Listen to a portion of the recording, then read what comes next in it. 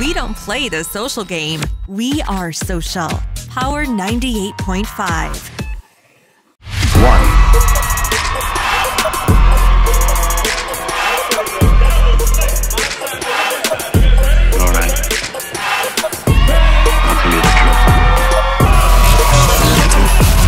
Can you hear it? Let's get it. All right. What's good, everyone? Yo. Welcome to the Terrible Reception Radio Show. Yes, episode 31 with our special guest, Skit, the photographer. Yes, sir. How you guys doing? Good. Want to introduce yourself real quick since he kind of already messed it up? Yeah, it's your boy Skit. Your favorite celebrity shooter, photographer, videographer. Chilling with the bros today. Yeah, for sure. Thank you for coming. Thank you. Yes, sir. Thank you for making some time for us, man. Nah, you guys. I know you guys was like March. I was like, nah, I'm in the city. I'm be here. So nah, I appreciate you guys. Definitely. Thank you. All right, so your favorite celebrity photographer. Tell us a little more about that.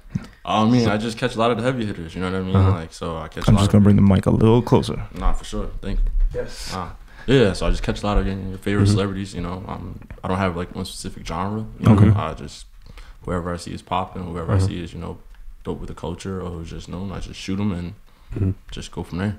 How'd you get started? With photography or like just in general? Like, how did you end up becoming a celebrity photographer? Oh well, honestly, it really started from I used to stay in Miami for a while. Okay.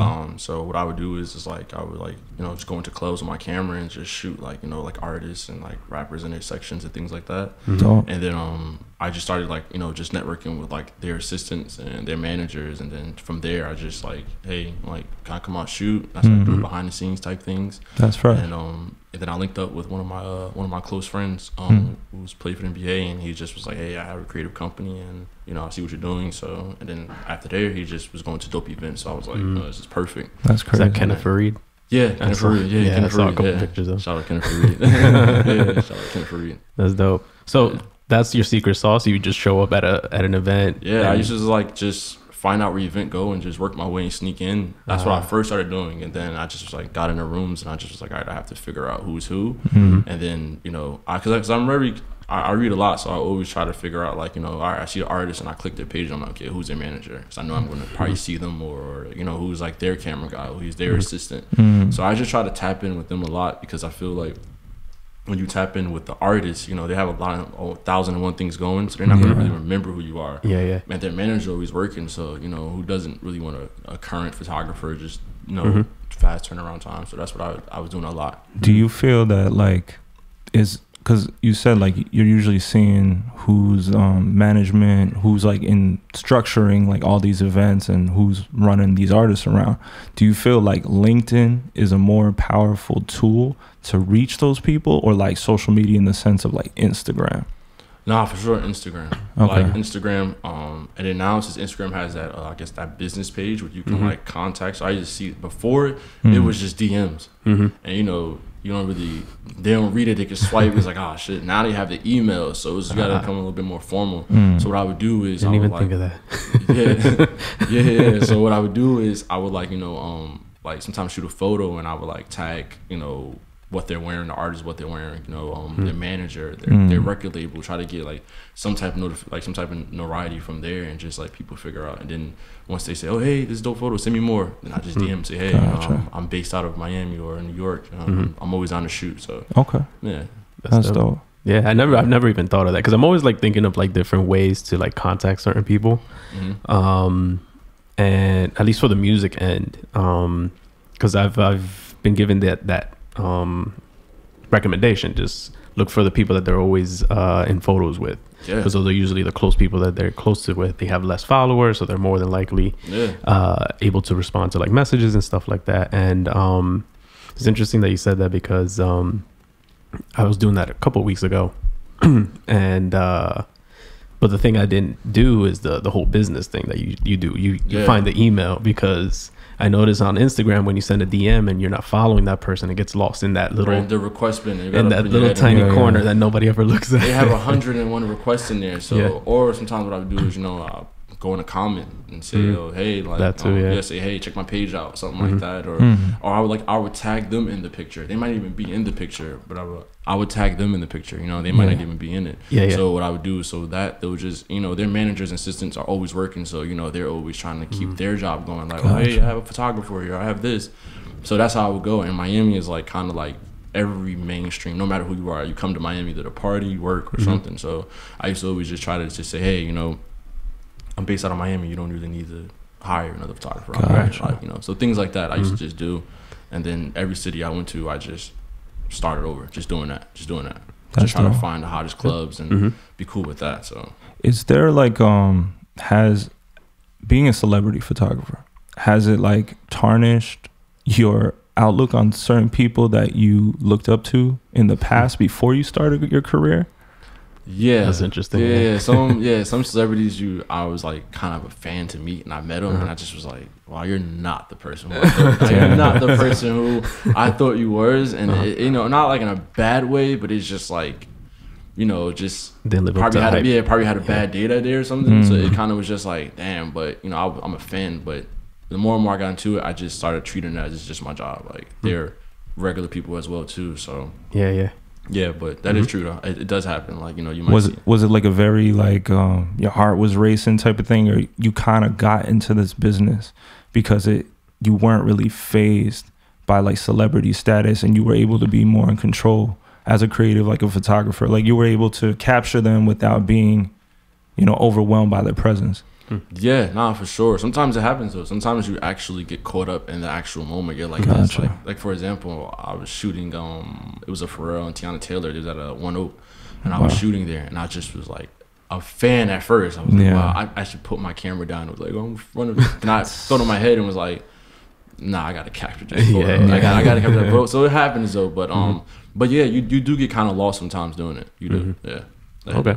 So you actually get paid to come out to events and shoot now? Yeah. Okay. So now what happens is, you know, I you know, get hit up from like certain, you know, managers or agencies, and you know, get to go out and shoot. Or some I still just go to my roots, and I'm like, oh hey, this is an event. I know nobody hit me up. Get back to my ways and sneak in. Like because I feel like at the end of the day, that's what started me, and I always want to just keep that going. Roots, it makes me just always feel like I'm hungry, humble, and you know, I don't ever get satisfied. That's dope. So, you know, so I always try to do that a lot, just still stay active. And but right now I'm really trying to transition into like, you know, shooting like a lot more models. Because I feel like, you know, celebrities is cool, but you know, I'm not gonna be able to do that for the rest of my life. So like now I'm transitioning to like shooting like, you know, more popular models and brands and things like that. So do you find your connections with the people that you've already run into as a benefit, or do you use that as a benefit to get like these models and these brands and stuff like that? Or no, yeah, for sure. Yeah, like I definitely like, you know, like I definitely use that as a benefit. So if I'm like with somewhere with an artist or something, and I see a model in there,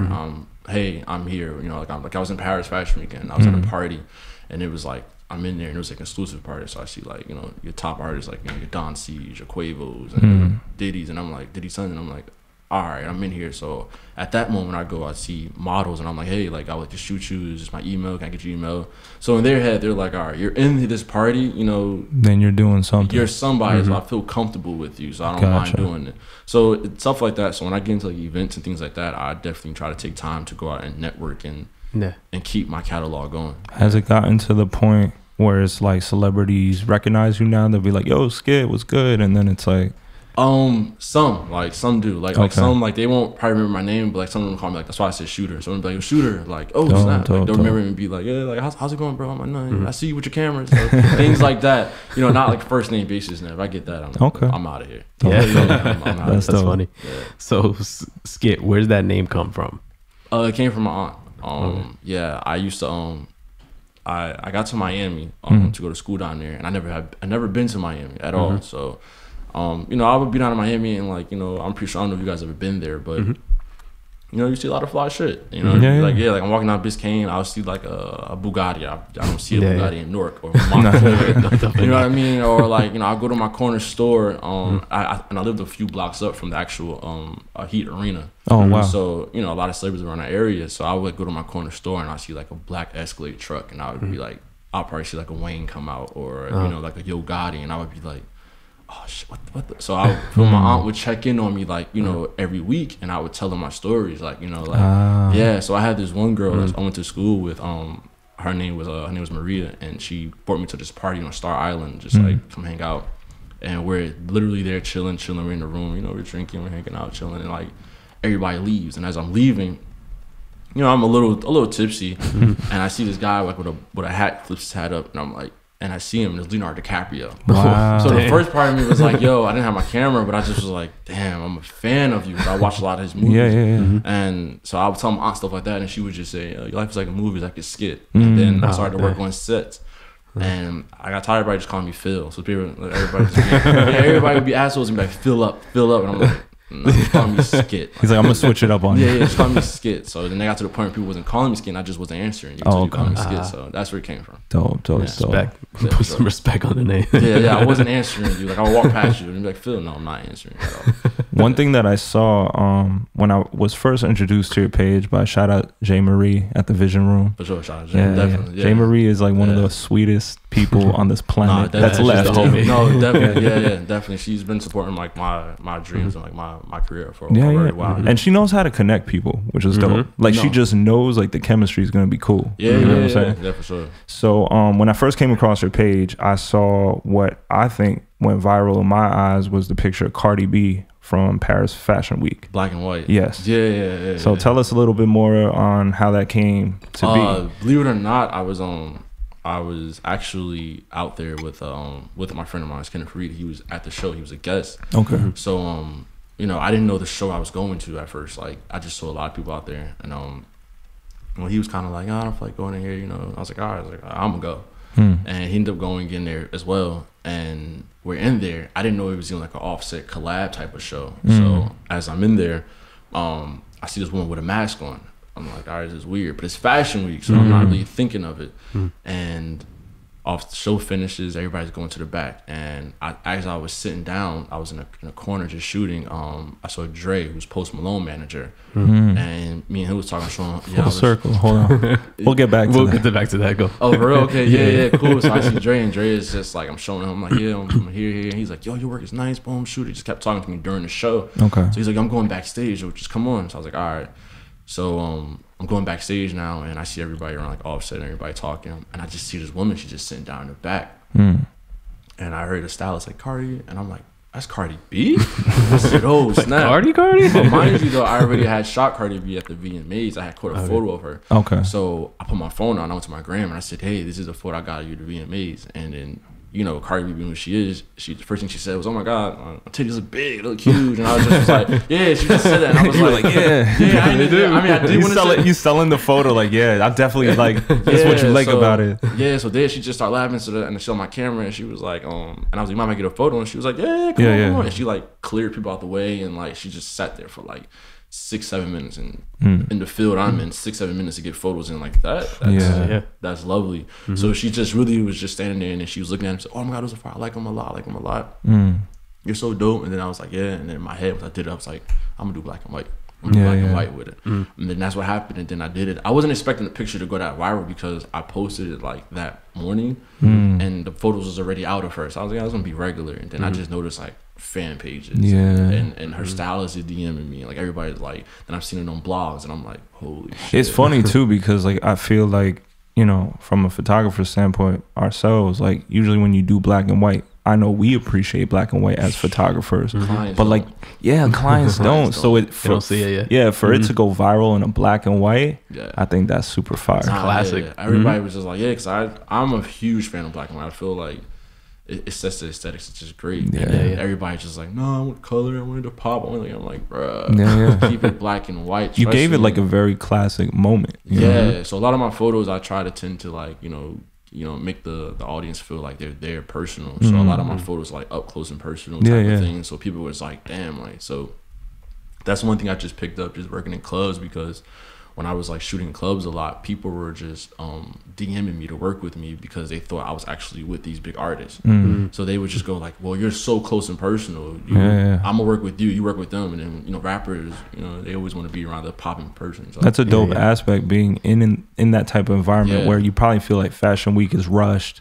like club moments, like club showings are rushed. So for you to get that intimacy within that time frame, I think that's a dope specialty. You know what I'm saying? For sure. Yeah, I just had to get. I was getting close up. I was getting side angles. I was like, I'm taking it 7 minutes. I'm going crazy. Yeah, for sure. Yeah, and it was cool that she took the time too to just sit there for 6-7 minutes. Yeah, I wasn't expecting her to be like that. Cause I'm like, because she actually was just off. Like she was just like really kind of just like just chilling in the back. Wasn't really. She was just chilling in the back. She wasn't really like actually interacting with people a lot. So for her to really just switch her energy and be like, nah, like I was like, oh shit, okay. And at that moment I was like, this, damn. Like I went to my room, I was like, this, yo, I'm nice. Like I'm like Cardi B, I'm like Cardi B, fuck with me. I'm like, you gotta pat yourself on the back sometimes. Nah, for sure. Nah, I've done.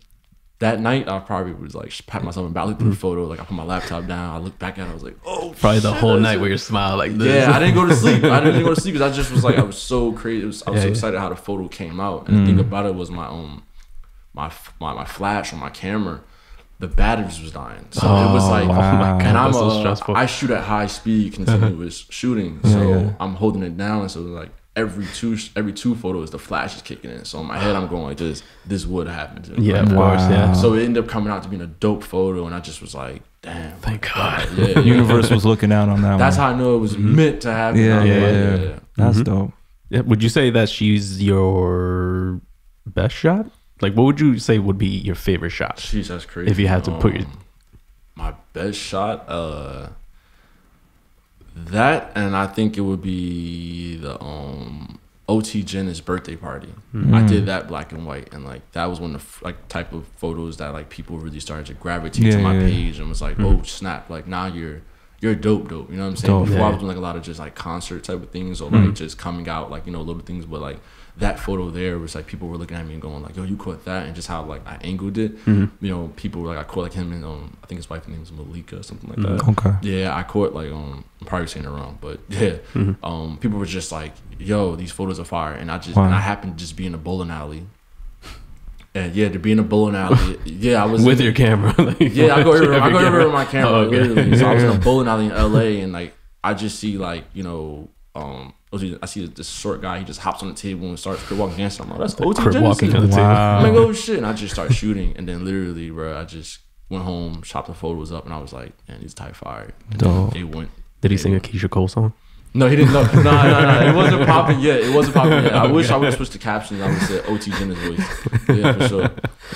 What are some, I would say, like along the way? We know that it's not always as, phenomenal as it seems being behind the scenes. And what are some like frustrations or like a weird moment that you had, within your career where you're like, damn, this is like not so glamorous?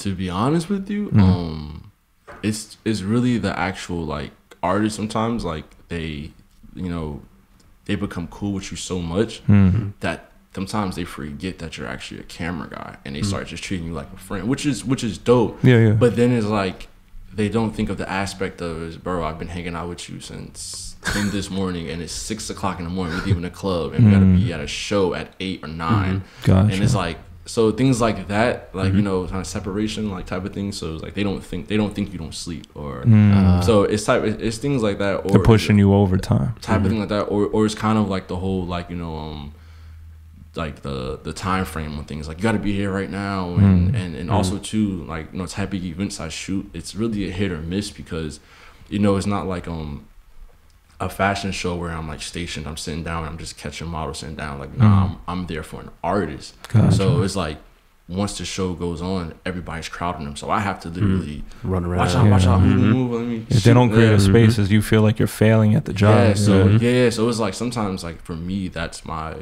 breaking point where I'm like, just okay, I have to tap out and get back to bombarding and being aggressive, and that's like a thing for me, because I'm not like a on the regular kind of rude person. Yeah, you don't seem like that. Yeah, nah. So it's like in that field, I have to like really just be like, you gotta be stern. Move. And other times people are like, oh, like I gotta get this shot, bro. I get this shot. I don't get paid, and I'm homeless, and I'm not gonna let you get in my way. So it's things like that really gets into it. Or sometimes you go through a little spell of not having any artists to work with. So then it's like, so that's why I sometimes people, they're kind of afraid to kind of hit me up and talk to me about things, because they're like, oh, all you do is shoot celebrities. I'm like, nah, I shoot anybody. Like, because you feel like you have that problem, because I feel like sometimes when people perceive you in a certain aspect. They're like, oh, he's out of my range. I'm not even gonna hit him up for a price. Nah, super. So you think that's like a frustration as well? That's a big frustration because people are like somewhat kind of like afraid to really just even, they know like they kind of bring themselves down like, oh, I don't make enough for you, and it's not at all. I mean, in this field,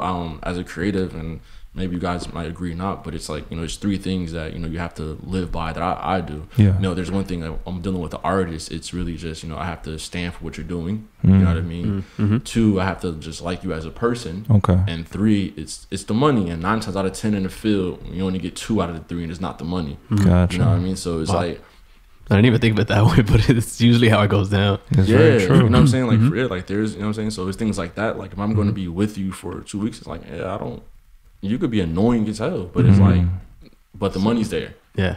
But it's like also too, sometimes there's been people where they've kind of like paid me like super late, but it's like, no, you're cool because it's like, you've done looked me out, or just general conversation, or you just treated me like fam, you know what I mean? So it's kind of like those type of things that you actually you think about when you do it. Has like an artist ever hit you back after like you've captured, like say like a Cardi situation? She loves the way you shoot. She found your name. She's like, I want like a professional shoot by you. Like, has that ever happened? So I was literally in a party. It was in Paris as well, and walking through, and I see I think Don C's girlfriend, wife, I don't know. Chrissy, her name. I'm terrible with names. Like, not serious. I know she's lit. I know she's lit. Yeah. So I shot her at Complex Con. I saw her sitting down. I shot her at Complex Con, and I so that she had posted like a photo, like like it looked just like mine, or I don't know if she added a filter or whatever on it. So I saw her in Paris, and I said, "Yo, hey, like I want to get a photo shoot with you." And she looked at me and was like, "Dude, do I know you?" And I'm like, "Well, I took this photo of you." And she was like, "Yo, you took this photo?" And she was like, "Yo, here, give me your phone." And she like put her email address in my phone, and she was like, she was like, "Yo, email me now, like so I can have you." She said, "Where are you based out of?" And I'm like, I'm based out of anywhere you want me to be based out of. So yeah, she was like, she's in LA. So like literally I've been like hitting her back and forth, and like she's just been like sending me little concepts. So that's something that I'm really like, because with that, I feel like that's a market where I'm like, it's a hit or miss. Like I have to go crazy. I have to. So that type of thing. But yeah, like I haven't had really any like mainstream artists go like, hey, like I want a professional photo shoot by. It's always just been like, hey, I got this show, I got this event, come my content. But I just feel like that's where it comes from, because my page is really packaged like that. You know what I mean? So I feel like I have to get into more of the actual like studio shots. But I like being on the running gun. I like guerrilla style. That just keeps me active. That's dope. I was gonna say, do you like the adrenaline of it? Like, do you find yourself having more fun when you just show up and shoot rather than being invited and shoot? Yeah, like I like the fact of just like, I work under pressure. So it's like I like actually like getting out the truck right there on the spot, hopping out and like, oh, watch out, move. It's a Jersey thing. It has to be because I've linked up with other shooters and they're like, bro, I don't like this, and it's just weird. I'm like, nah, man, I love it. I like going to concerts, and I gotta go through different ports. Like, nah, watch out, excuse me. Well, definitely applause to you, because I know like I am not, Jay knows I'm not like the biggest fan of event photography. I'm the one that's like sweating like, I like event photography. Like when you see people, like you ever do like a big party and you're like, all right, group picture, and then like people are like literally in front of each other where you're like, oh, my camera's not like an X-ray type of thing. Nah, for sure. Like, see what you guys do like events and like weddings, right? Yeah I can't do that. Like, I really do not. Like, it's like one, it's a lot of pressure. Weddings for me, I did 2 weddings in my life, and I just was like, never again. The client liked them, but I just was like, never again. Because what happens is, it's like they expect you to catch everything. Like, did you catch my grandmother, my grandpa? I'm like, no, I'm catching you cutting the cake. And it's like, oh, did you catch? And I was like, then they like go crazy. You have a drone? Like, let me bring a drone inside. I want you to catch a drone shot. I'm walking in, so now I'm literally got to catch a drone shot. You're walking in. Put the drone down. I gotta bring my camera, and I was like, I can't do it. Yeah, it's super stressful. You lose like 10 pounds every wedding. No, literally. And then they say, "No, I'm gonna have a drink." And then you're like, "Oh, okay." And once you get comfortable, hey. You take the spoon to your mouth and just like, "Oh, did you get? You just told me to sit down." It's like, come on, bro. It's like, don't tease me. And it's like, that's crazy. Like, I pack it to go, and then it's like it teases you because you're like, damn, they got open bar right now. And you're like, I kind of want to. Just to put my camera down. Like, I'm gonna miss a shit ton of stuff. That's what happened at that event that I mentioned off camera when I was doing that birthday party, because it was like a friend's dad's party. So they were like, oh yeah, you know, get comfortable, shoot as many shots as you want. I was like putting my camera down. I was like, oh shit, something else going on. I get a drink. Oh shit, something else going on. Then it's bad when your client is like this. Hey, you getting this? And did you catch the little kids playing in the corner? No, I'm not. They're just little kids in the corner. I'm sorry, but it's like I'm worried about you. I gotta catch you. So it's like, I feel you guys. I give my utmost respect to wedding photographers. A lot of people are like, oh, this is easy. I'm like, you're tripping. No, it's definitely not easy. Event shooting and stuff like that, because it's not easy at all. It's kind of like any love in this time, like any love in this life. It's like it's your extent of your insanity. True. Like, how crazy are you willing to go for this? And like weddings, you gotta be pretty crazy. No. Yeah, one time I was shooting in Tao. I was shooting one of my friends, his girlfriend's birthday dinner, surprise birthday dinner, and Tao's dark as fuck. Dark. And I don't know, people think that your camera, when things go through the lens, it transforms to like they think you can do the most best exposed photo ever, right? Yeah, they'll be like, yo, did you get all that? I'm like, bro, there's no light in here. What do you want me to catch? Like, let's be honest. Even with the flash, it just doesn't.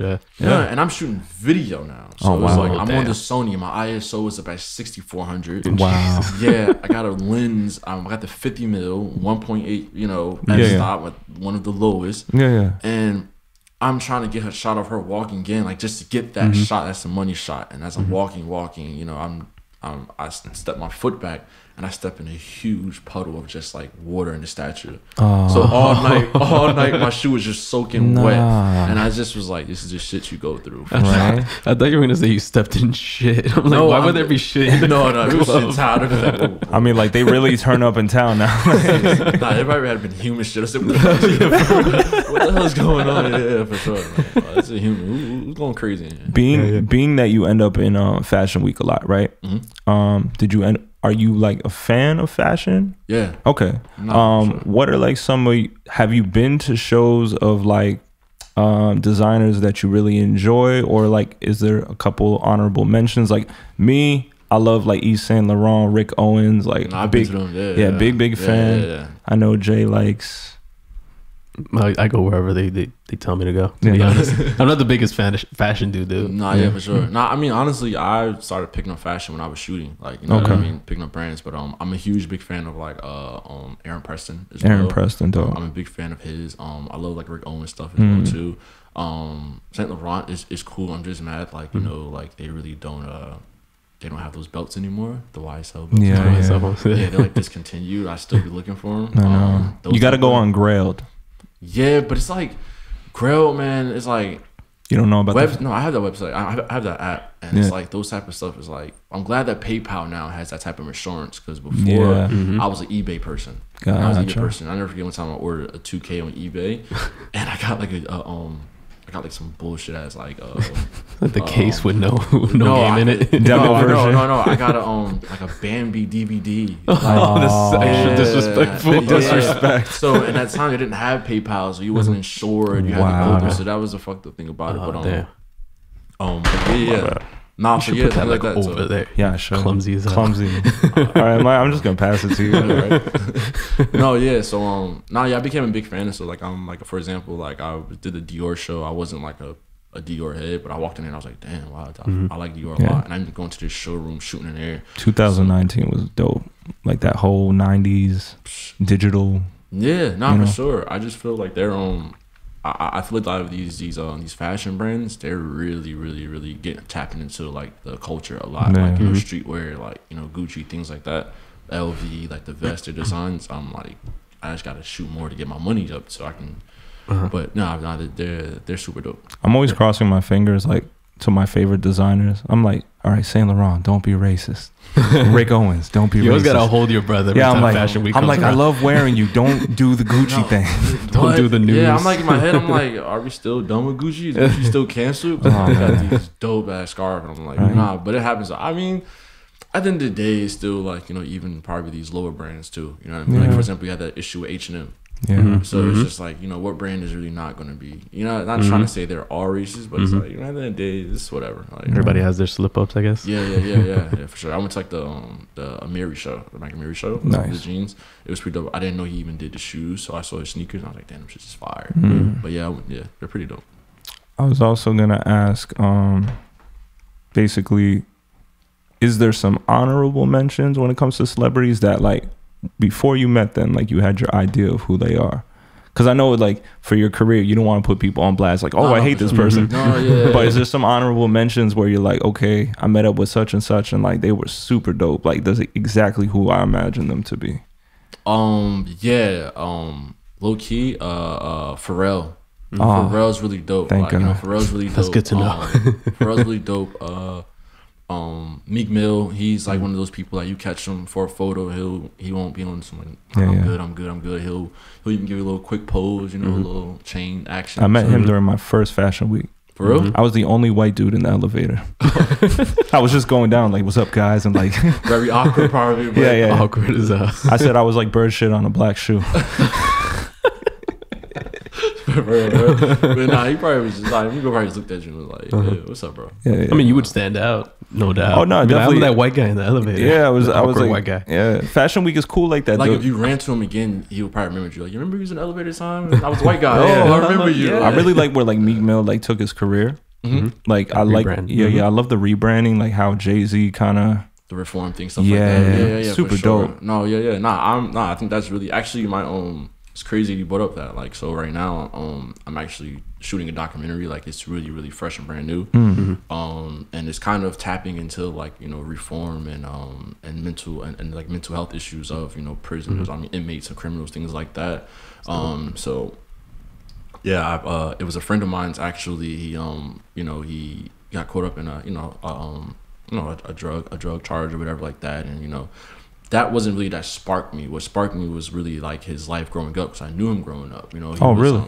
He was like a private school kid. He went going to college for like baseball. Like his father's a retired cop. His mom's like, you know, a physician. You know, he comes from a real shelter. I remember he couldn't even go out to parties with us. A real sheltered kid. Now to watch him, his life, you know, just be somewhere at the wrong place, kind of like wrong time, and you know, he's getting arrested, and now he's looking to do like, you know, 5 years in jail, and he's like on 24-hour house arrest. But like to watch the like where his mental is going, you know, like now he's like he developed like OCD, and you know he has this thing, you know, things like that, and he has this thing where like he's just like cutting off all family, girlfriends, like, you know, like he even told his girlfriend, like, I don't want to be with you. I'm going away for 5 years. Like I'm not about to be somewhere you're thinking about, you know. But it's just to show you like people mindsets and like, you know, what actually triggered you to really, you know, jump into that field. So, you know, but the reform thing comes in really just on the type of sentence he's getting, and you know, when people like in those type of institutions, are they really being rehabilitated? You know, are they really, you know, are people really, because they treat them like animals, you know what I mean? Like once they're in there, they're like, nobody cares about you. So it's kind of like if you don't have family on the outside, you really don't actually get that type of love. So the injustice is like incredible. So I've just been documenting like every day, just his little mood swings. You know what I'm saying? Like he'll wake up in the morning like optimistic, like, you know, you know, I'm here this time, and you know, I got 31 days to be here. Then he'll get a phone call from his probation officer, like, hey, you didn't do this. Do you want to go in today? I have him come pick up today. And he's just like, bro, why are you stressful? Yeah, why are you doing this to me? I'm already got to go at 5. So it's things like that I feel like, and then it's also too, it's an appreciation thing. I feel like you know, I want people to really understand from this documentary to get like, we don't appreciate the fact that like we could just pull our cell phones out and text right now. You know, we can walk to our refrigerator and get, but maybe it might not be nothing in our refrigerator to eat. But people in those type of situations, you know, don't have that type of freedom and that type of luxury. So that's something I just wanted to get across and just get out. That's dope. Well, do you have a name for it? Me, really, like I said, right now, me and him, we're brainstorming. Like, I'm really thinking about calling it his name Poops. Like his name is Poops, Poppz. But honestly, it can just change. So it's going to be a 2-part. Honestly, like I'm even going to document all the way till he goes to the jail facility and walk in. I even was able to get my camera into the courtroom a little bit. Wow. You know, so yeah, so I'm getting all the way to like he walks in and he turns himself into the gate and it's going to shut. And even while he's in there, I'm going to do like voice recordings and things like that. So how does it feel having like that type of responsibility on your hands? Or does it not feel like that because you're kind of based off of a friendship first?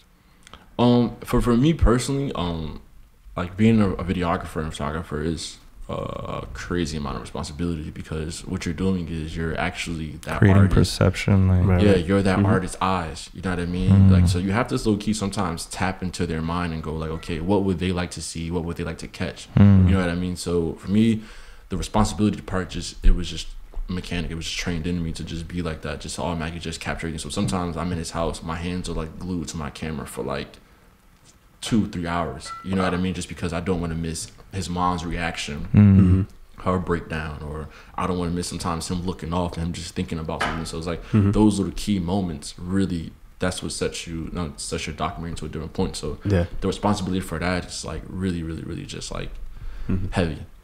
Do you go in there with like a game plan, or you kind of just go in there, put the camera on, record, and hope for the best? Originally what happened was I went in there just to go see him. I just went to go see him. Like, he's a friend of mine, so I was like, hey, I'm never really home and I don't know when I'm going to see you again, so just come and chop it up. So we were talking for like 2 hours and he was just explaining to me everything, and it hit me and I was like, bro, no disrespect right now, I don't know how you feel about it, but you're about to be my subject. And he was like, this subject? And I was like, I want to do a documentary on every day until you go until you surrender yourself. And he was like, man, fuck it, I'm all in, let's do it. I'm home, I ain't got nothing else to do. But he's like on house arrest. So like yesterday we shot, and like we literally was testing how far he can walk out his house. Wow. Yeah, so before the thing goes off. Yeah. So we got to this point like where we walked to, like, we got kind of far though. We got to like his next door neighbor house, and then literally his mom called my phone and was like, it's turning yellow, because he has a monitor. I'm like, all right, cool. Then we'll go back, and then we'll go to like the middle of the street, and I'm like, we can actually play basketball in the street and still be on house arrest. So it's kind of cool. So we do things like that as well, and you know, watching him like clean the floor, and he's like, I gotta clean the cracks, and he's like, when his knees cleaning, and I'm like, you really developed OCD, and he's like, bro, I have nothing else to do in this house. Wow. Yeah. So he's kind of like eager to go in now. He's like, bro, I just want to go now, like, and get it over with. Yeah, for sure. So that's the I could feel him on that. I mean, I've never been to prison or anything like that. Me neither. But there was a time where I got knee surgery. So I thought it was the coolest thing. I was like, I'm gonna be out of work for a little while. You know, I could watch as many movies as I want, play video games. But after like the first week, you're going crazy. Yeah, you don't realize how many of your friends work. Imagine like a year and some change. Yeah, you start feeling you're like, I'm confined for what? For real? It's like, that's how I had hernia surgery, and I was in bed for 3 weeks, and that was like brutal. You go crazy. You know, I couldn't even walk, and I just was like this, bro. I gotta get out of here. So it happens though. I feel you. I think after like a week, I was like, I can't do this anymore. I think we had a performance like the week after, and I'm limping around this boat that we're performing. But you're like happy as hell. To get out the house. You gotta get it done by any means. Yeah. Wow. Damn, that's crazy. That's for sure.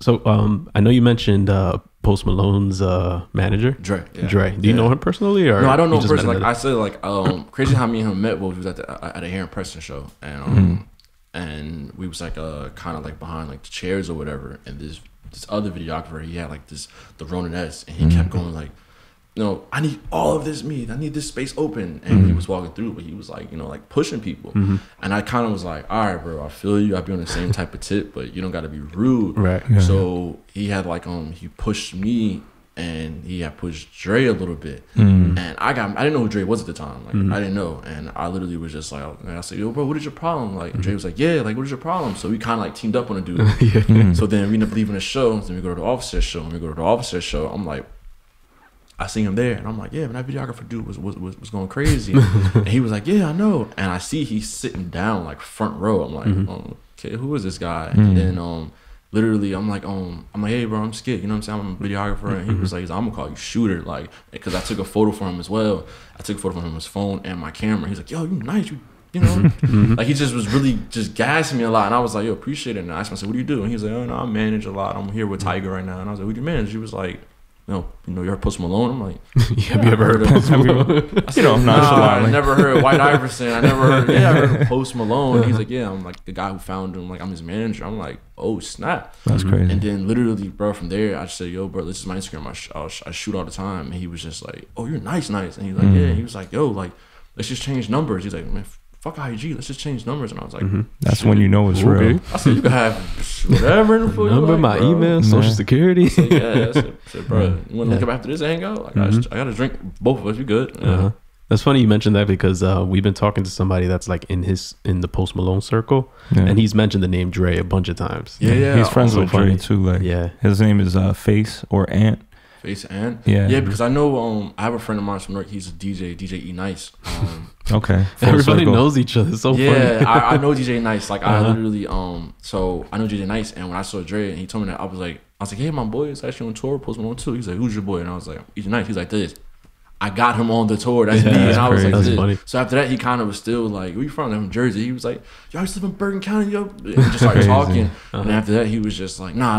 Yeah. We gotta work. The only reason why I couldn't go to Prudential Center shooting, because I literally had a whole another gig that I was shooting in LA. But I had texted him like, hey, bro, I'm in the city. And he was like, yo, come through. But no, I didn't make it that time, but I still stay in contact with him though, just to keep that. That's so funny. That's so dope. Yeah, small world. Once he mentioned, every creative is like bumped into somebody that they know, because we knew E Nice for years, because we ran in the music scene. We ran in the same circles. We were always at shows that he was at, performing at showcases. He was DJing and stuff like that. And then I went a couple years without seeing him, and then I went to Pier 115 in Edgewater. And I saw him there, and I was like, yo, I haven't seen this dude in a long time. And he actually introduced himself as, I've been going on tour with Post Malone. I was like, and then I texted Rich. I was like, because E Nice is Post Malone's DJ. Yeah, a lot of people don't know it. E Nice had took off for a minute. Like I remember him back in the day when he was DJing in Newark, and then I haven't heard about him. He was like working with another artist. And we have a mutual friend, and literally he ended up saying, yo, I have this dude, he's a DJ, he DJs in his house, he just wants you to just shoot some little content for him in the crib. Like, all right, cool. And so that's how I met E Nice, just like, shooting for him in the crib, his house. And then literally, bro, we just followed each other on the gram. And then also too, he has a cousin that I know, so I just was like, all right, bro, like we just all tied in together. But yeah, I hit E Nice too. I was like, Dre, he was like, call me, that's my guy. Like, I'm like, all right, I know he's serious if you call me and talk that. But E Nice is good people though. He's cool. Definitely, cool. Definitely is. The Kenneth Fareed thing. Yeah, you went to school with him, or so is he playing overseas now? No, he was China right now. So yeah, he was. I was actually over there in China with him, documenting his times, which was a crazy thing. But yeah, so what happened to me and Kenneth Fareed was that we went to the same high school. He was actually a grade above me. And at the time, like I tell everybody, like you're never really gonna know who's gonna be who. So you gotta like, you ever see the post where it's like the same hands you shake the janitor with, you shake the CEO, respect kind of thing. At his high school, he was always elite in basketball. I'll give him that. But in my head, I never was like, he's going to be a star player. You know what I mean? But I've always was like mutual respectful. Like, hey, bro, let's just chop it up. Just keep it just cool. And literally ended up going to the NBA. I still wasn't like, in contact with him, talking to him, but just always supportive of him. And we have like literally like, if you go to Instagram, we have like 80 to 64 like mutual friends, like just from our area, from Newark, or like family members, stuff like that. So that small circle, we always knew 1 degree of separation. We're always talking about that. So in high school, I'm pretty sure, I mean, nobody really knows, but I was shorter, and I had braids in high school. So that's how you remember me. So I was in Miami, and I had a friend down there going to Rolling Loud, and he was like, bro, I'm going to Rolling Loud, I'm going to go shoot, boom, boom. And he always kept in contact with Kenneth. So he hit me up and was like, bro, I'm about to go to Kenneth's room. Want to come with me? I was like, yeah, I'll go hang out with y'all. I brought my camera with me. And always on deck. Always. I mean, it was a bullshit camera at the time, but I always kept it on me. That's dope. And he was there, and he was like, he looked at me, and I shook. I was like, what's up, bro? And he was like, what's up? And he was like, yo, Phil? And I was like, yeah. He was like, bro, where's your braids? Bro, you lost mad weight. And I was like, so he remembered you. Yeah. And I was like, yeah. He said, what are you doing? And I was like, bro, I'm shooting right now. He was like, yo, like I'm starting up like an actual creative company, like like with artists and social media influencers and video directors. And he was like, bro, like, yo, like I want to shoot my content.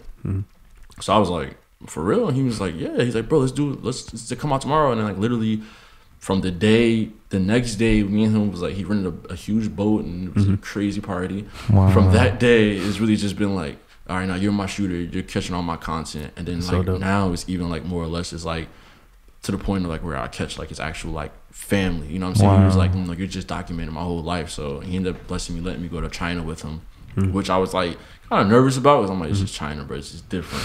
Because I was reading the laws up over there, it's just weird. And then literally, so we was over there together, and literally Paris. So we just like literally, it's always sometimes I have events and I run into him like, oh snap, and then he has events like, bro, you come with me, like we're good. So it's so that's really how it happened. And like we're actually like, I texted him before I came in here, and like like we're still like very just well connected and cool. That's a crazy blessing. And like I noticed, like, because like getting into photography, videography, music, you never know where you're gonna end up. You know what I'm saying? Definitely not. Like a year ago, I ended up going to Bali for a shoot. I was following this comedian, and like I got to see like my friend I haven't seen for a while, and it's just to see the other side of the world. It like opens your mind, like to so many different things, culturally, food wise, all that. I was Bali though. I wasn't. I want to go there. Bali for me, one, aesthetically is just beautiful. Like, cause one thing I mentioned to everybody is that they do an offering in the Balinesian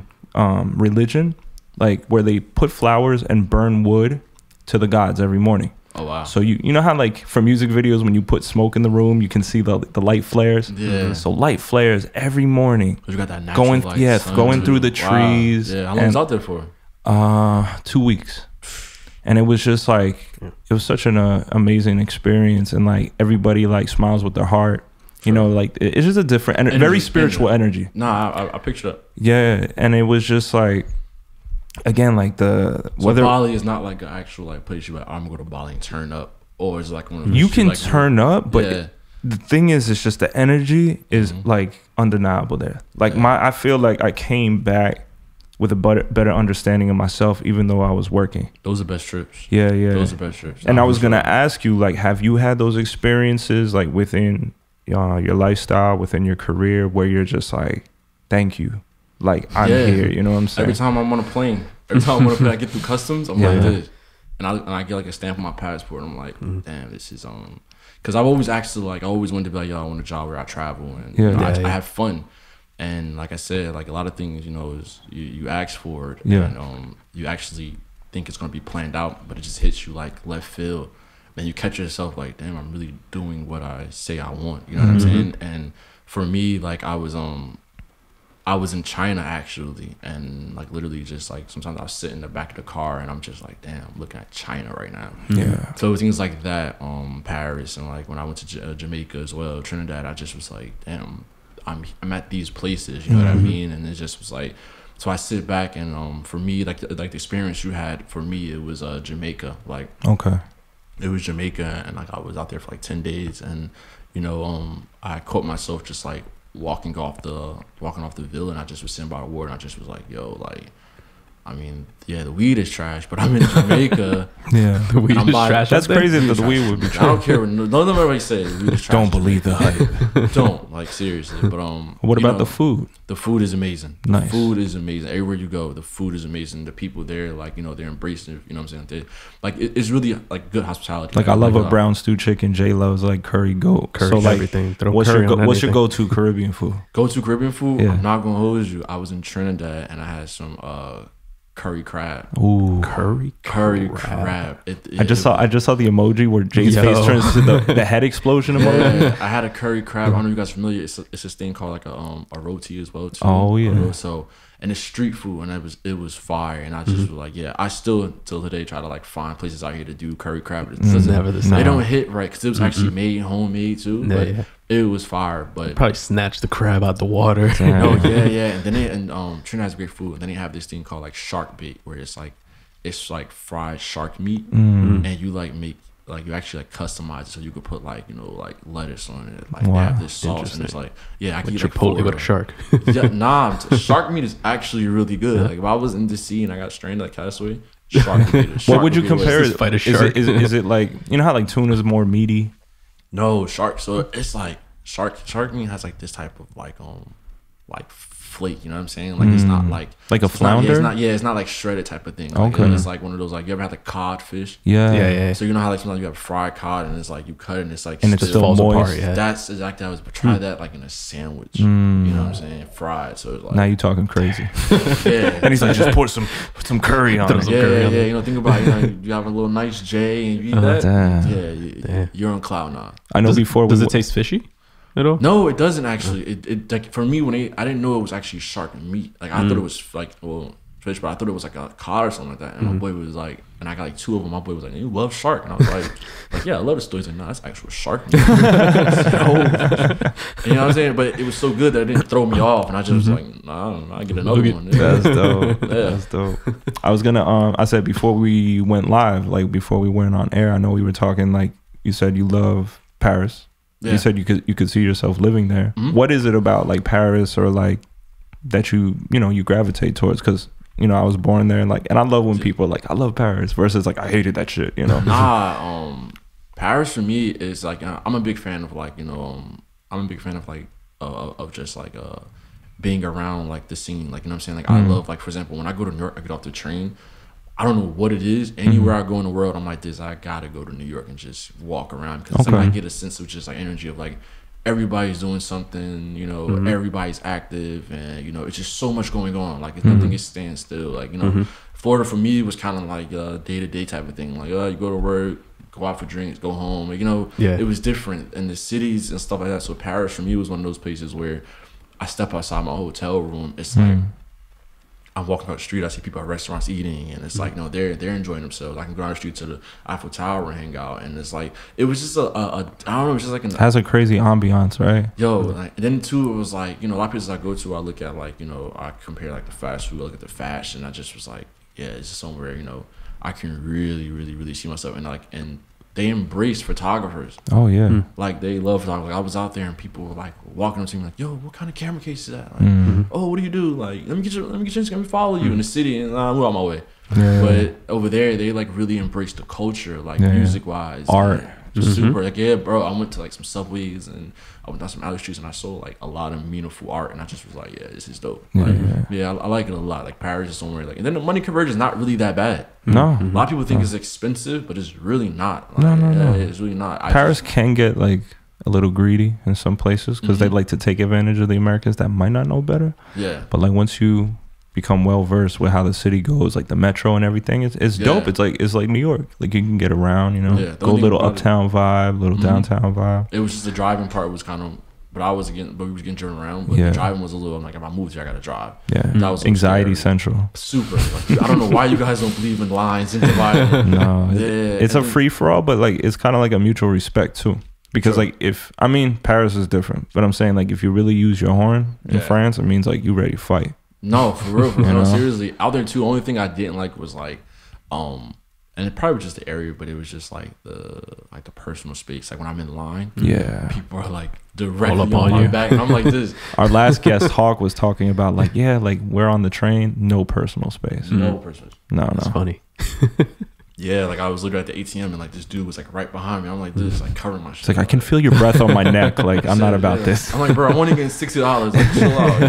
Don't try to kill me. I always refer to the movie Road Trip, Euro Trip. You ever seen Euro Trip? Euro Trip, yeah. You remember that scene when they were in Italy on the train, like, and the lights go out, and the Italian guy's sitting next to them, and they're like, "Scusi," and then the lights go out, come back on, he's even closer. It's like that. No, it's definitely but it's like personal space. But I feel like that's just like, I guess, the culture over there, you know what I mean? So I didn't, like, when I first got there, I was like kind of, it's weird, but I just noticed like that's everywhere I go, and I just was like, but Paris too, which is weird, is because you guys don't have like a lot of big SUVs. Yeah, like it's a lot of the tiny cars.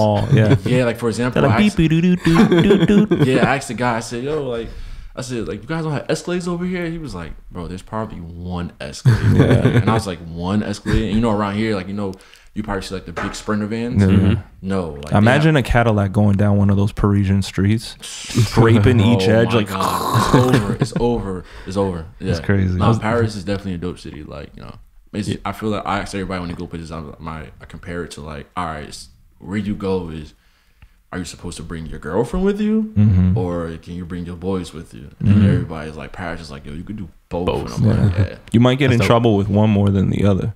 Because the romanticism of Paris is gonna be like, your girl's gonna be like, oh man, he's definitely gonna put a ring on it, and then like your boys are gonna be like, yo, we gotta turn up all these Parisian girls around here, and you're just like, I can't do both. Like, oh God. I'm trapped. Nah, for sure. Yeah, it's funny that you mentioned. Also funny that you mentioned the little cars, because I went to Portugal this last summer. How was it? And it was dope, super dope. Yeah, I want to go back. I've never been to Portugal. I want to go there in Colombia. Yo, the food.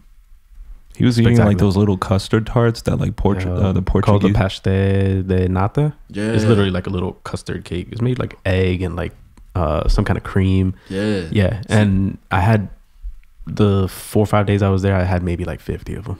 No. And I'm pretty sure the food was great. Nah, I'm like, so good. It's not Portugal, but I'm a big fan of like Peruvian food. I love Lomo. Food. Yeah, what Lomo guy. Yeah, I love like a steak, eggs. I love that. Like everything you love in like one. Yeah, it's so fire. But yeah, like Portugal is somewhere I want to go. I had a Portugal roommate, and his mom one time she brought some quail over. She made some quail. She like marinated in wine. And I like people like you that's like not scared to bite into the shark. Yeah, scared to bite into the quail. Nah, quail's fire. Try quail. Have you had rabbit in France or duck? No, I didn't. I saw a duck. I didn't have it. French duck, like we do like the legs in its own fat, and then we usually do like we take the fat, mix it with butter, and we like saute potatoes with it. Oh man, did you get like pastries in France? No, well, I got like I got some chocolate in France, but okay. Like, honestly, I didn't really get like a real homemade France meal. All right, like, I really got like next time you're over there, we over there. I've known Jay how many years now? Too many. Okay, too many years. Okay. We've known each other almost 20 years. Yeah. Oh wow, okay. Like 15. And I'm like, longer than me. Yeah. And I've been preaching to Jay. Like he finally made it to Europe. He went to Portugal and stuff. And I was like, yo, once you get a taste of Europe, because every place is different too. Because even within France, it's like the size of Texas. But you go to the south of France, it's like more of a Caribbean vibe. You go to I'm saying that in the sense like you got palm trees, you got it's like Mediterranean. Yeah, one thing I did notice over there in France, like when I was driving through, I guess it was like the hood parts. Just being blunt, but it's a lot of just like a lot of immigrants. So you had like a lot of Nigerians, like you had Africans, Haitians, and I just was like, where I'm from is like it's kind of like one set race. So it was like black people over there. I was just like but then they speak in French. Yeah. Like, I'm always preaching that too because it's like we're saying like if you come from North or like if you come from America's soil, like the racism is heavy here. It's different. Like the prejudice in Europe comes from, like I said, culturally based. You might have some French people who are like, all right, I'm not down with like how the Africans eat or the way the Africans live, but it's not like because you're black. You know what I'm saying? It's completely different. Nah, it's just on how you're living. Exactly. No. Yeah, I definitely got that. Yeah, I definitely got that vibe over there. But I just was like shocked that I was seeing like so many different like nationalities of black people in that area, and I just was like, man, like one way I went down there, they come from like, Senegal. Yeah, like it was weird because I was playing basketball with somebody over there, and the guy was like telling me he's 18, and I'm like, dude, you're not 18, bro. You're not 18. I understand you're an immigrant, but that's a lot of me, bro. You're like, yeah, you're full grown after shave and 6'4". I'm like, you're not, but I get it though. Like, all right, that's dope. I'm glad you enjoy it though over there. Like, I love it. Yeah, especially like it's weird. Like if sometimes people that are from Jersey have this like Jersey thing where they expect Jersey all around the world, and it's nice when you can like appreciate culturally differences like that. I was talking to this one I got back and I was talking to this one lady and she kept telling me like, oh, he's in Paris, and I was like, yeah. She's oh my god, I have to go to Nice, I have to keep going, I want to go to Nice, and I was like, I kept saying Nice, I'm like, wait, you mean Nice? Yeah. She's like, yeah. I was like, this. Thank you for the correction. I said, bro, I thought he was about to correct you too. That's funny. Bro, you gotta like, you can't go over there saying that. But I see where you're going. I love how you want to go, but I'm like, nah, you gotta. I know you see like from a photographer's perspective over there, like just the land, the fall off of like how like Nice is. It's just I definitely want to go. Like I want to go to London though. Like I really want to go to London. I want to go to like a lot of I want to hit up some cathedrals. I want to hit some museums. Like, I want to go to that aspect. But it's like every time I'm going with like an artist or a celebrity, it's like I'm on their type of time. So it's like I really just want to go and just what explore. would be like your top tier like imagination dream where you could take an artist that you've met and shoot them in a place that you've been or want to go? Like how would you mix it up? Like what would be the shot? Set it up for us. What would be the shot? So like location and everything. So you're gonna pick the artist, person, location, type of shoot. Yeah, I guess. Right. Okay. Just like some fantasy something. Like how would you do it? I know the location, of course, is a place I want to go to and shoot. It's in the Maldives. I want to go there. Okay. I want to shoot there. So honestly, it would have to be a female. I was about to say that. Yeah. It has to be a female. Me personally, it's either gonna be a Kylie. Like I would love to, because I feel like if I shoot a Kylie in the Maldives, I'm gonna Yeah. I'm going viral. Like, I'm going up. We're going second time round. You can shoot her down the street from here and you'll come by. That's what I mean. But it's like if I can get my dream one, Kylie in the Maldives. Listen, he already gets really close, so we don't have to worry. That's what about I mean. Like in the water with her, like hair wet, like that would be my dream. Fire. Yeah. That's choice. Yeah. Are we going black and white still? Or we going color? See, that's the thing, man. I feel like you gotta go color with that one. Yeah, I'll go color for her. Okay. But on my gram, I'll go black and white. Oh man. Okay. Just show people like, just to give people a little taste. But for her, I'll go. I love that honesty. Yeah. And I might just low key shoot like, do it digital, and then I might just tap into like analog film. Damn. Yeah. Really broke that one down. Yeah. I gotta take full advantage and like. All right, so Kylie, if you ever, I mean, you're gonna meet Skit before you meet Terrible Reception Podcast. You never know. You know what I'm saying? But listen, it sounds pretty legit. Let's make that happen. I would love to do that. So that would be my dream shoot. Fire, right there. Yeah. Fire. Now, what would you recommend? Like, is this what you want to do? Like celebrity shooting, or do you want, like, I know you said you want to shoot models too, but what is like your dream, like, job? So like my dream job, honestly, is actually to I love to write scripts. Like, I have a huge fascination and a background in film. Nice. Yeah. Like I said, photography for me kind of just grew on me from composition and just seeing like the way my photos like make people feel and just getting a reaction. Like I tell everybody, like the money is cool sometimes, but when I get a DM of some people or I get a new follower and they're like, yo, you're fire. And people sometimes write my DM and say, yo, I love your work, I follow you, and I don't know them from a can of paint. Okay. That's like, I'm on cloud nine. Like, you know what I'm saying? Like, don't get me wrong, the money, you gotta survive, but somebody, when you're doing something really that you love to do and people gravitate to it, you know what I'm saying? I'm pretty like you guys' music. You guys are making music, somebody coming to you and say, yo, I listen to you guys all the time. Yeah. Like, you guys are, I love you. It keeps you going. Yeah. Yeah, you're like, that's the moment you look at me like, I'm down and out. But that's the moment you're like, nah. So it's like, if I can really make people have that emotions, and it's crazy because that's what Instagram does for you. Yeah. But it's like when people are really, really, really into my work and they don't know me from a can of paint, and it's like, damn, dog, like, I really got to keep this going, and I want to keep, you know what I'm saying? Like, keep going with it. Yeah. Have you noticed that? I don't know if you get it on your end, but on our end, we always get those things when we're like at our lowest. Like we have like a rough day or had a bad shoot, or we release something, it's not getting traction. Somebody will always come out of the blue and be like, yo, your song changed my day or something like that. Or it's like that photo you took was fucking amazing or something. No, for sure. Like I said, like I'm pretty sure, like, well, you guys do music as well, so you guys got kind of like an end podcast and do videos, so you guys got kind of a bigger, broader range. So it's like for me personally, it's like when I meet somebody and they're just like, oh, I love your work, before they even have a conversation with me, and I don't know them, then I'm like, at that moment, I'm like this, oh, okay, like, yeah, I'm doing something right, I'm nice, and not to be cocky and humble, but you have to remind yourself, like, I'm killing this shit.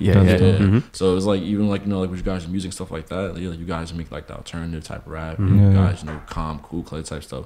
But to be honest with you, like if somebody literally DM'd you, or you're at a show, you walk down the street and they're like, yo, hey, I play your song, and you're like this, damn, bro, like, I don't have nothing in my pocket right now, you're keeping me going, guy. So that's how I am. So it's like, it's crazy for me, because like when people are like, yo, can I get a picture with you? And I'm like, you want a picture with me? All right. Usually I'm the one taking pictures. I'm all for it. I'm all just for like, giving back and supporting people. So like you said, a dream for me would really just be writing scripts. Like, that's dope. I definitely want to write scripts like in my later on in my life, and produce short films and feature films as well. Nice. Is there any like films that you've seen recently, or directors or music video directors, any like color schemes, just something that's inspired you, like somebody else that you think is like dope as hell right now? So right now, music video wise, I'm a big fan of the guy Kid Art. What? The universe is crazy. Yeah, I'm a big fan of Kid Art. We were just talking about Kid Art too. Yeah, I'm a big fan of Kid Art and his company. I think it's like Chariot House. It's because it's dope because him and his brother. Yeah. But it's like, out of Canada. They're like so crazy. And I got put onto Kid Art from like earlier the Dave East days, when I think there was like the Hate Me Now type of thing. I watched that video and I was just like, yo, this guy, like, he really made like music videos, movies. Of course, you know, he has a team and there's a budget, but it's like it looks like very filmic too, like in the sense grain style, and yes. or like how they incorporate photography, like stills. Yes, in the middle. I'm saying. Yeah, so for super me, dope. That changed like my actual creative aspect of that. Like when I watched that, I just was like, yeah, I'm inspired. We got a funny backstory where Face, or Ant as we know him, he told us that when Kid Art came around, Dre actually passed on him at first. Wow. Because he introduced their whole style to him. Yeah. And he was like, yo, I don't know. Like we already got posts, you know, homie that shoot it off. I think your post boy is like he grew up. Then he saw how like they were blowing up. He's like, damn it, he told me about him. You know what I'm saying? Like for me, it's Kid Art. Like, you know, of course, there's like a lot of other videographers and people that I look up to, like, you know, that I like their work as well. But for me, it's Kid Art right now. Also too, another guy I look up to, his name is Dunny. He's like, you know, works with the Bad Boy family, and all of them. I look up to him as too. Another guy out of New York that I like as well too. Young Kid, I worked with him as well. Like a close friend of mine, his name's RJ too. You know, he's really a dope. I've heard of RJ too. He's dope. Yeah, he's a dope videographer, photographer as well. I worked with him on a couple of tours. But yeah, so it's people like that I really you know, I watch, and you know, I kind of like build inspo from them. You know what I'm saying? So that's what it is. Are you do you feel, I mean, this is a personal question, but do you feel transparent enough to share with like people that follow you or whatever, like who might get, like, again, we live in the moments of clout. We live in the moments of like, again, it's all perception. Like, is there a certain range of like cash flow? Like, does it really fluctuate from job to job, or you're like, you know, you've had big budget jobs, small budget jobs, like how transparent? I mean, again, I'm not talking like, you don't have to give me a direct number, but like for people that kind of want to get into this game, and like you got to let them know sometimes like the struggle part and the super dope part of it. You know what I'm saying? Yeah, like I said, I've had budgets to where they were $200. You know, I had budgets to where it was like literally like $300, and you know, I've had budgets to where there was like, you know, $5,000-$10,000, things like that. So like I said, like honestly, my thing with being transparent and stuff like that, and like, you know, the money aspect of it, I used to come into it with the money. Like when I talk to artists, my first instinct was all like, you know, well, how much, you know, and I had to start thinking in my head like, you know what, like it's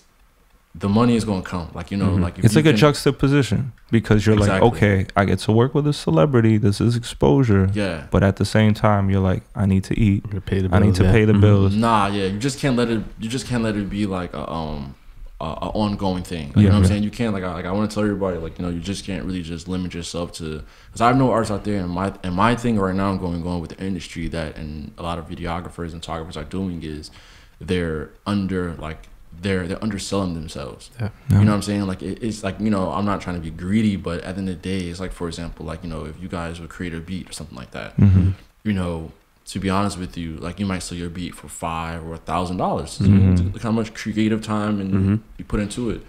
But you have somebody down the street who better, I do a beat for $80. And it's kind of like this, bro. They ruin it for everybody else. Yeah, and it's like, bro, like now you're just taking away from the art of it. And now you're just really you're doing it for the money. I'm glad you're aware of that. I hate that with a passion. It's like I meet photographers and they're like, oh, I'm doing a photo shoot. And I'm like, photo shoot $40. And I'm like this.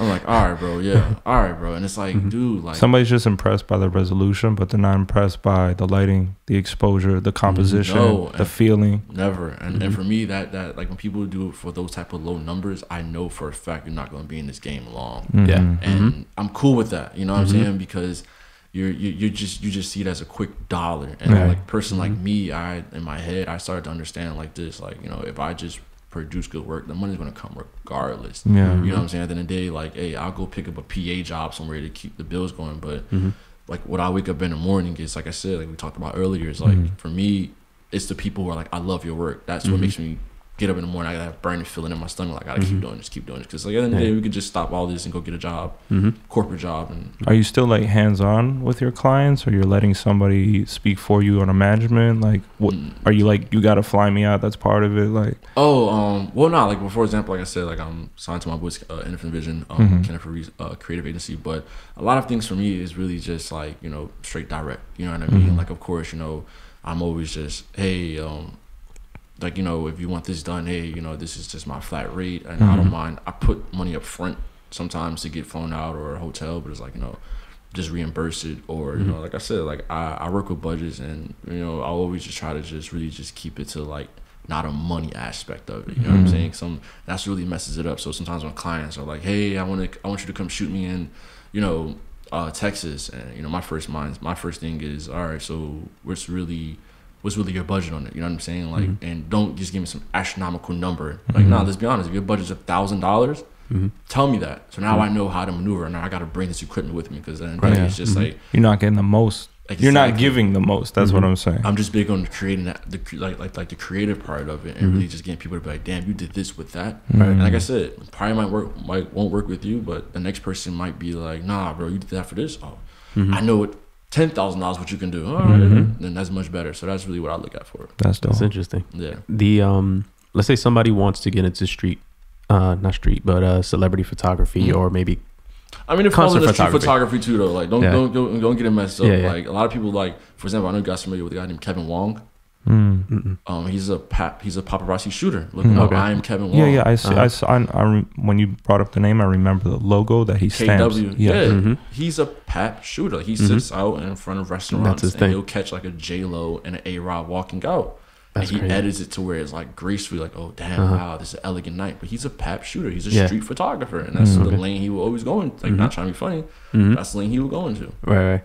So let's say somebody wants to get into street photography or event photography and maybe concert photography. What would you suggest?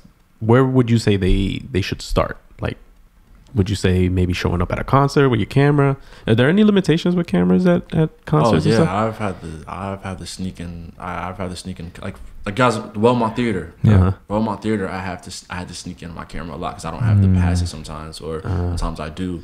I've noticed some people, like, I know people that did start out and they were like creating fake passes or using one from the year before and just flashing it quick. That's how I did VMAs. Wow. Yeah. Crazy story. Yeah, but like the Jackie Chan thing where he goes flip it open, flip it closed type of thing. No, that's how it was. Like, literally, like my boy RJ created some bogus ass VMAs. Like, it was like the 1980s looking one. Wow. You know what I mean? But yeah. But like I said, tells you how tight security is, right? No, they were tight though, but not tight enough for your Photoshop. No, literally. So I went to every checkpoint trying to get in. They was like, nah, you don't even make those passes. Like, no, like, because the passes they had were like round, and you had to scan the barcode. So we was just running around. And I got to like the last checkpoint, and what I did was, me and him, he was like, bro, it's over, let's go home. And I'm like, and I saw a crowd of people coming, and I literally, my head was just like, slow motion. My mind says, act like you belong here. And I literally like grabbed my shirt and talked into it and was like, yeah, I'm coming in right now.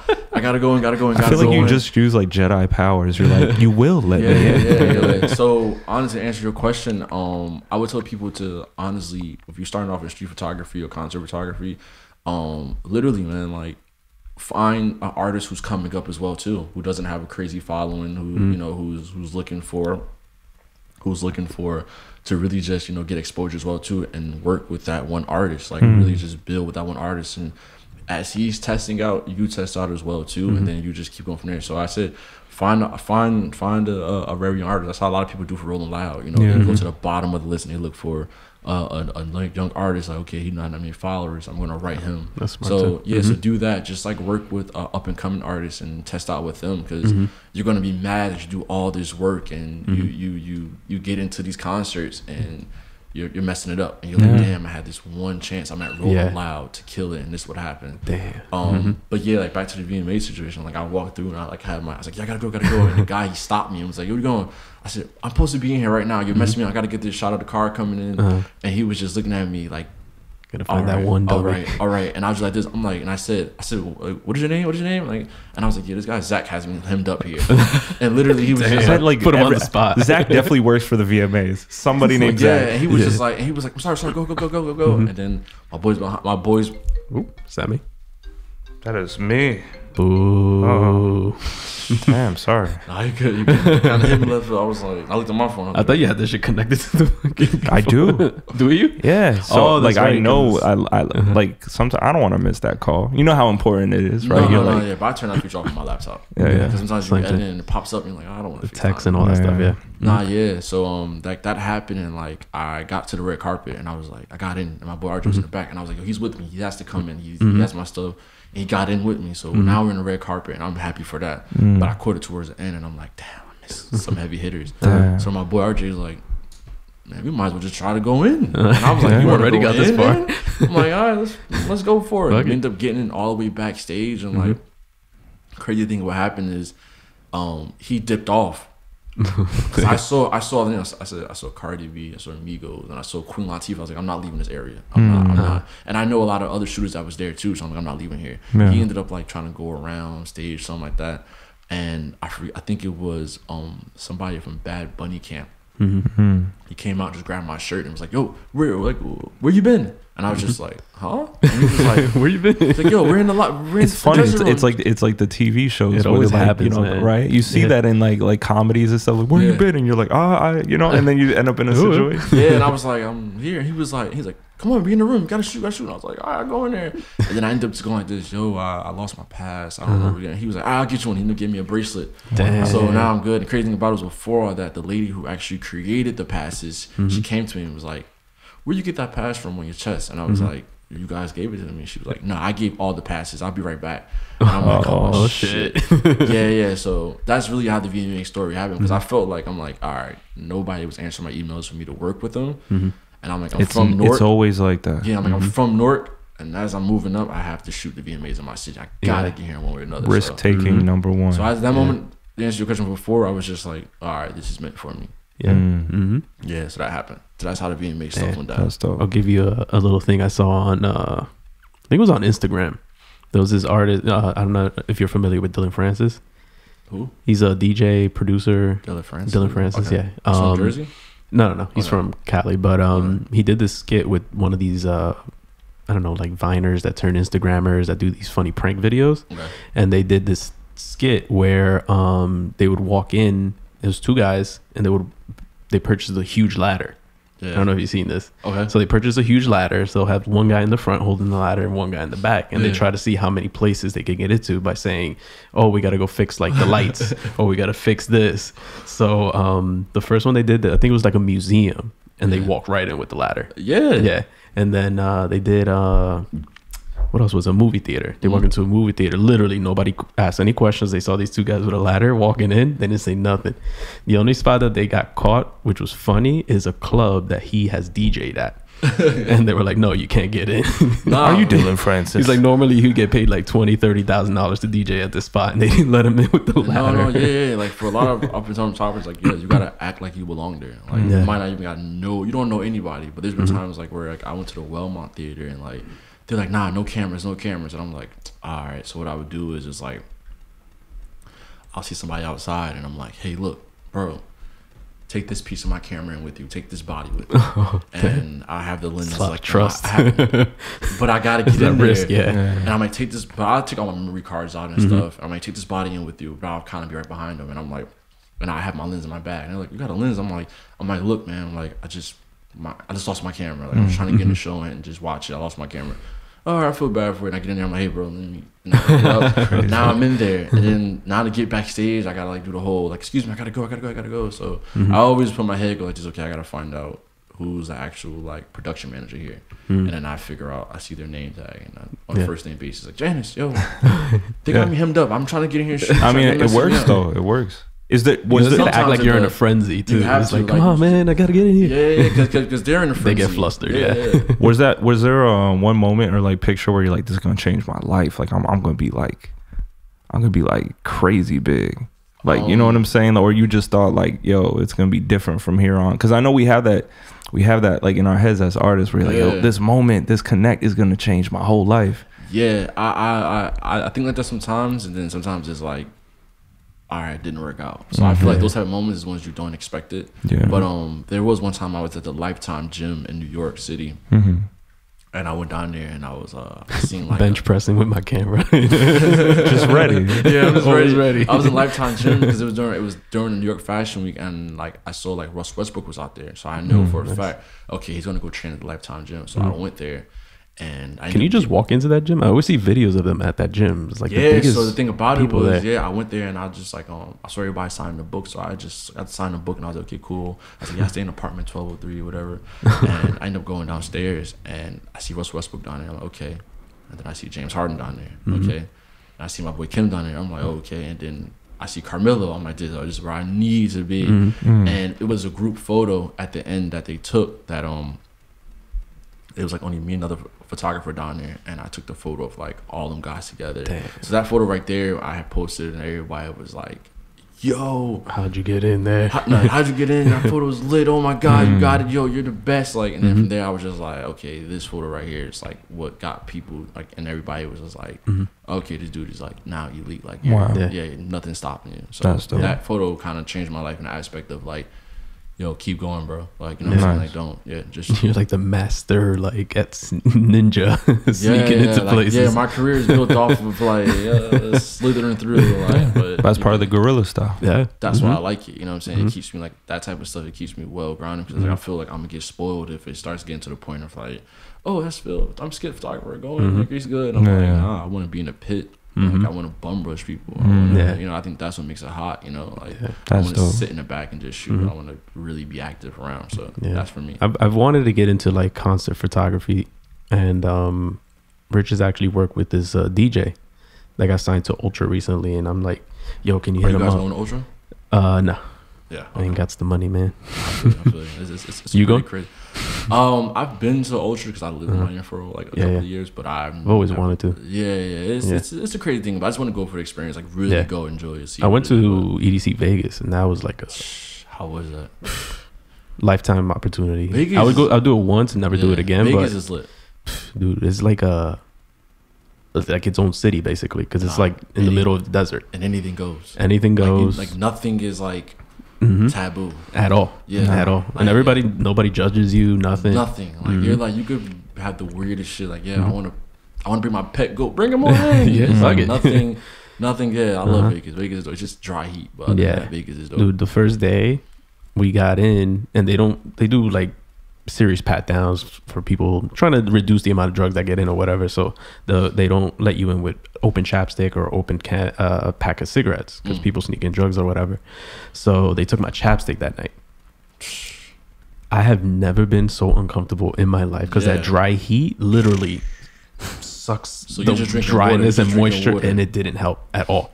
Like we were all like dying. I've never wanted chapstick in my life so bad that the next day we snuck in the chapstick like it was drugs. I had to. Oh wow. I had to. Like you had to like put it. I don't know where you put it. But put it in my shoe. Oh, okay. They'll find this shit like, why are you sneaking this shit? Because yesterday you don't know what the shit we went through. They'd be like, yo, Jay, your chapstick smelling kind of funky, bro. Fuck it. Like, look, fuck it. I had to do what I had to do. All right.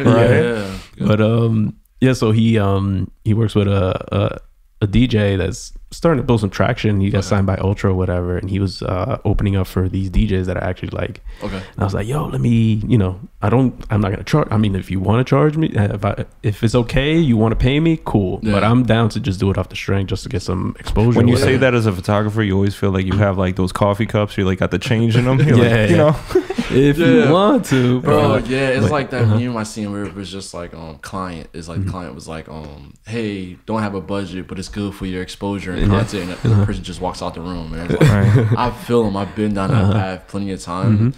And at some point, you gotta be like, bruh, you gotta give me something. I'm just gonna write exposure on like my my landlord's check. I'll be like exposure, infinite amount. And she's like, on my Instagram. Yeah, she's like, you're leaving. Unlimited content. You're good, no problem. But nah, it's like, but that's the field we're in though, which I really. It sucks because people don't really appreciate the actual artistry, and you know that's like something that I feel later on in my life that I really want to keep going. Like, you know, like you know, if God's willing, you know, I could be successful, and you know, I can literally open up like a school for the arts. Like, you know, because I feel like the arts is dying out. Like, it is. A lot of people weigh tickets to get out. Their situation is either like, you know, sports, or going through like, you know, the regular Joe jobs, like, you know, trades, or I'm gonna be a doctor or nurse. Yeah, we're also going against the wave of accessibility. How many people can pick up an A7 III at a great price, or whatever the case may be? Or that's what killed a lot of huge studios in New York. Everybody, as you see, like, we got a home studio. Not very much true.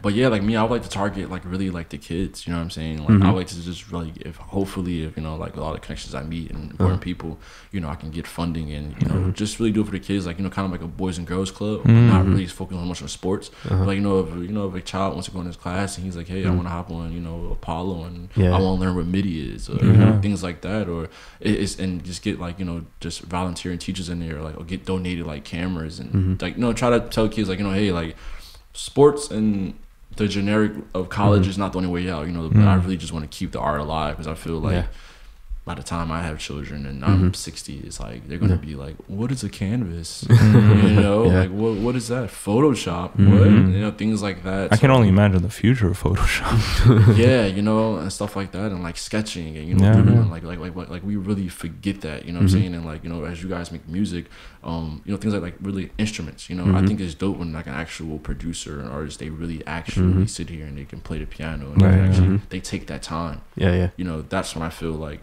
it's you have to the intricacy is the part that like it really builds. You know? for sure. That's like film. Like for me, film, I'm gonna learn how to do like, you know, developing actual like portraits, like black room type thing. You know, that's a passion that I really want to get into. But that's when I have like some off time. Gotcha. You have any more questions? I think we're like about the hour and a half mark, so we can start wrapping up. Hour and a half? Yeah, damn, it flew, right? Yeah, definitely. That was a good conversation. Do you want to leave anybody with like some gems or any recommendations, any like advice? Honestly, man, for anybody who's listening to this, and you know, whether you're, you know, anything you're doing with your life, just really just make sure you stay well grounded. You know what I'm saying? You always remind yourself that, you know, what you're doing is for, and don't ever try to alter your talent. You know what I mean? Don't follow the wave. You know, become the wave. So that's really what it is. Like that. Yeah, definitely. Become the wave. Become the wave. Become the wave. Yeah, that was it. That happened to me. I was in a position in my life where I was like looking at other artists, like, oh, I want to try this, and it's like I had to put in my head like, nah, I got to make people like my style. That's dope. Yeah, that's great. For sure. So I guess just tell everybody where they could find you. Social medias and stuff. So right now I'm doing my website again. I'm adding some new content on there, so you'll have a w.skit.com coming in like 2 weeks. Right now I'm really just hit my Twitter up, I am Skit. My Instagram, I am Skit, IAMSKIT. When I was looking you up, I found out I am Scott, SKOT.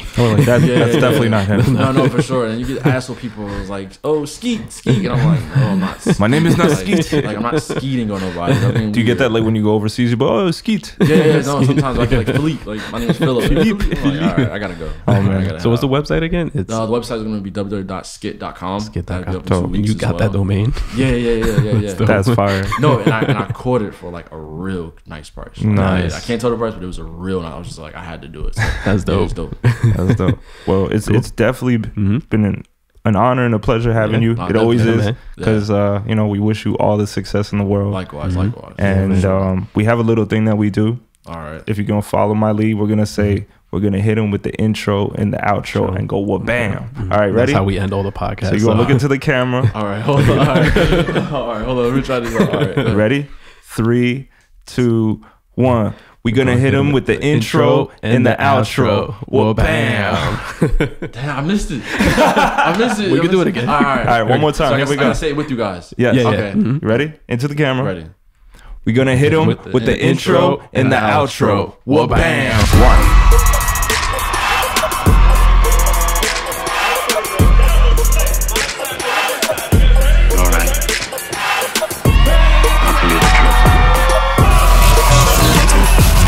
Can you hear it? We don't play the social game. We are social. Power 98.5.